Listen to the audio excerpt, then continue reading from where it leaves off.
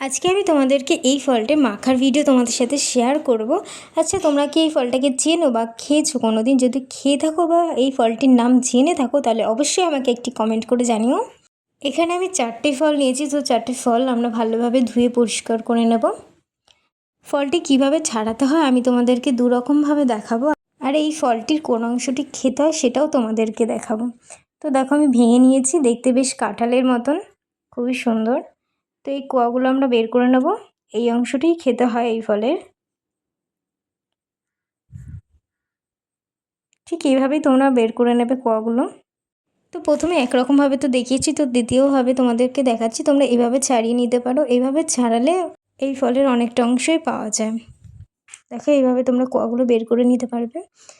এইভাবে ছাড়ালে কি হয়, তোমার অনেকটা অংশই পাওয়া যায় আর তোমার ছাড়াতেও অত একটা কষ্ট হবে না। এই অংশটা বাদ দিয়ে ফেলে দেবো। দেখো, অনেকটা পরিমাণেই হয়েছে 4টেতে, আর এই অংশগুলো আমরা বাদ দিয়ে ফেলে দেবো। তো প্রথমে লবণ, চিনি, লঙ্কার গুঁড়ো আর 2টো লেবু পাতা নিয়েছি, গন্ধরাজ লেবু পাতা। হাতের সাহায্যে আমরা লেবু পাতাগুলো এভাবে কুচি কুচি করে নেব। এভাবে করলে কি হয়, এই ফলটির মধ্যে এই লেবু পাতার গন্ধটা খুব ভালোভাবে ঢোকে আর খেতেও খুব টেস্ট হয়। তো তারপর আমরা একটা লঙ্কা গ্রেট করে নেব।